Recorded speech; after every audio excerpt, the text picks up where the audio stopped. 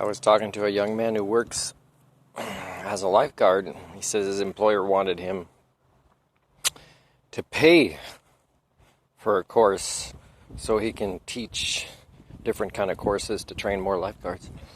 And, they're still being paid $3 over minimum wage to be able to save lives and teach others when there's a shortage of this, making places where people can cool down, shut down.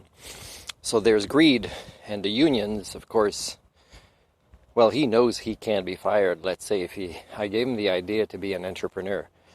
I said, okay, if you pay that $400, keep the receipt. But then if they want to hire you to teach that course, you do it as an independent. They're going to say, well, we didn't agree to that. Yeah, well, where's the contract for what?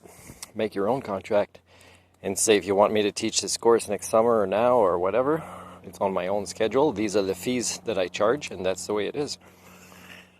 Now, his own union will turn against him because unions are about domestication now, the path of least resistance, because they don't want to argue with anybody, much less defend the rights of these young people. So this young person, I would hope, would talk to me again, and I'd give him ideas about this entrepreneurship because he can't count on unions. He knows they can't fire him because there's a big shortage. And of course, if somebody like me goes in and say, yes, I'll be trained as a lifeguard, but please just pay for it, and I'll sign a contract to dedicate a certain amount of hours, where in this contract, I told the kid I would write different things I won't accept. For example, if I point out things that I don't agree with, that are unsafe, or that some of my co-workers aren't paying enough attention on a job where you're required to, is I'm going to write strike 1, strike 2, strike 3, then I'm out of the contract. This is simple to do, get out of this contract. And it's not I'm being deceitful, it's they believe they have high standards when they don't, and they don't realize that I will write these 3 strikes and get out of it. And it's not like I don't want these skill sets. I want them. I just don't want to be stuck with an employer that attempts to have me lower the standards or participate in cultures that have greed instead of long-term community-related problem solving. There's a few places, including way down there, Little Monkey or something, I've followed up, and places to work with kids 3 to 5 because it's very therapeutic for me. And I'm kind of happy in a way, in a way it's a balance I have to find is, I'd like to offer my services, but I know the end product. It's the same as when I went to the Comox Valley for the first time, working as a supervisor for day camps where I had 2 staff that I did not choose under me. And before the program even started, I wanted my boss to sit down with us because they weren't competent, they were argumentative, it's pretty much a mutiny from the military family resource center. Yeah. So I gave them a letter of warning when the program started, and these 2 young ladies were still argumentative. One had already been a manager in a different daycare north of the island. The other was in teacher training, and they hadn't undergone any of their own personal development like you do in life skills coaching, for example. And that should be part of every program where you work with people, either in medical or with children, education, whatever, counseling, mental health. So at one point I gave a letter of warning to my employer, and they didn't do anything different. And that was the first employer, and I was excited about this new industry after closing down my driving school that I wanted to work in. I never thought I'd be good at it. Then I realized I was. A little bit of work in Ladysmith in that field. And then I wanted to be somebody different, not a driving instructor in a different community. That was a great opportunity. Didn't pay much, but it was a great start. And so they didn't do anything after I said, I'm the boss, I need to train them. They need to not argue with me about right and wrong for what's good for these kids. And again, they thought she didn't understand that my own boss was taking away my power as a manager. And again, there was greed in there because, the salary of these young girls was subsidized. Mine wasn't, but it's still barely above them. So after I wrote a letter of resignation, giving them a week, they said, you should have given us 2 weeks. Really? No, they knew not to argue that because I'd well documented that I was resigning, and it was a loss to the kids to lose me, and the parents were not too happy because they were happy with me. They usually are if they pay attention to the services that their kids receive. So that was the first kind of sign, because I didn't do anything wrong on that job. And, the only thing I think I might have done wrong is trying to get at one point one of the girls to kind of work with me and turn the other girl around. And it didn't work, and then I tried again with the other girl to reach her at a human level, say, this is not going to work out for one or two or three of us for the whole summer, and the kids deserve better.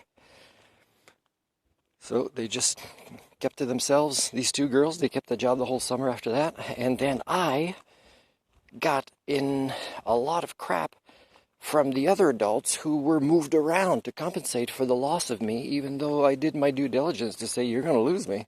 Let me do my job, including with these girls that I don't agree with a lot of the things they do, and they need to take me seriously as their boss. And I can do that, except my boss was, making it that I could easily be bypassed. So yeah, that's a mutiny in the military. And they lost me. And the kids lost me. And again, I've said this before, is even though I was there a short time before I resigned, I made a beautiful slideshow for all the kids with the right kind of music that they should hear, not what those two girls were playing in the bus. And also, that's just one of many things they did.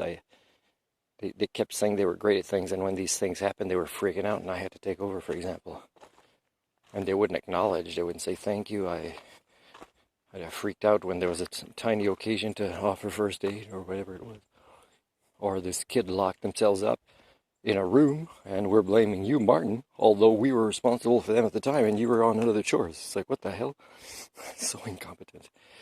So I even wrote a letter explaining to the parents. And I even, with these two girls and the kids, said, okay, well, this is my last week, and we're going to have a great week, and I'm sorry I won't be the rest of the summer with you. And I did say, as a reason, is the three of us did not succeed. We tried hard at being friends with each other, and you kids deserve a team that is all friends with each other. Because these girls got closer, as they were kind of manipulating their way to kind of, not respect me. Although I was new in the role, maybe they used that. But it really was my supervisor who just didn't say, hey, Martin's in charge, you get that, right? And tell me if you think Martin's wrong about something, but really it's like they were arguing everything. So it was pretty sad, and this was just one, because after that I went to work for the Lighthouse in Courtenay, and this fell under the Comox Valley Children's Daycare, whatever. I remember going to a staff party one time, and how the lady in charge was all we succeeded in getting this grant out of the MP or MLA or whatever it was, as if they'd scammed them. And really, I think they did, because, they closed down a center that I could have taken over instead when they lost the staff there, and I had worked a little bit, and I didn't agree with some of the things my boss did. They should have just made me the boss, and the parents would have been happy to keep that one in Cumberland going. They were happy with my services there too. So that's just a few different places. And it all turns toxic like this. And it's not because I'm not good with the kids. It's because the adults are not good with the kids. And the adults are so self-serving to survive one day at a time. And to even think about, oh no, that's going to be upsetting to the parent if they come and get their child. I disagree with you that I know those feelings are there. But those parents are failing with that child. And now we are stuck with a child that shouldn't be here, that's upsetting all the other children. But again, parents and workers stick together, and they don't realize surviving one day at a time. They're all victims, right? Victims who shouldn't have had kids, and pass on these victim personalities to them. And yet there's somebody there that could teach them better skill sets to be parents, to be childcare workers. Nope.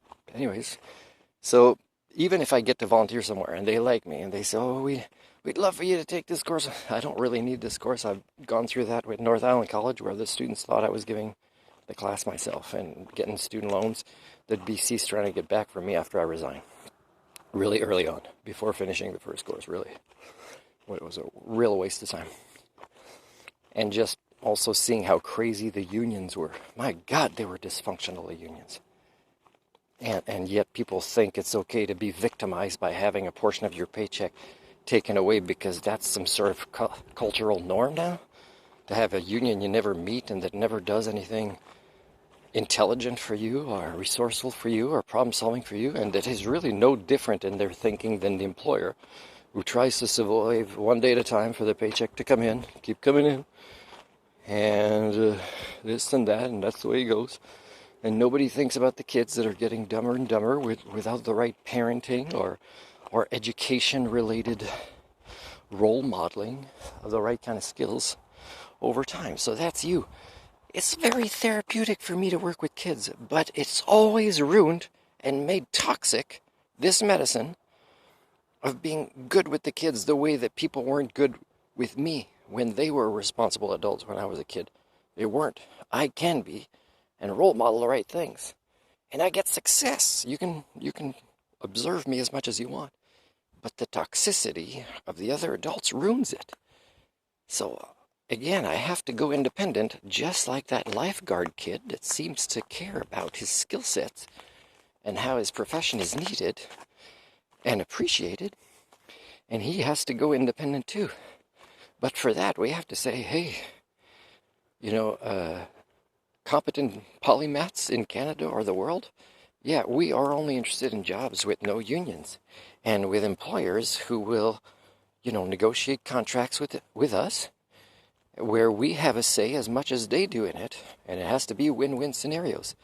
Otherwise, it's human slavery, people, at the cost of your own de-evolution.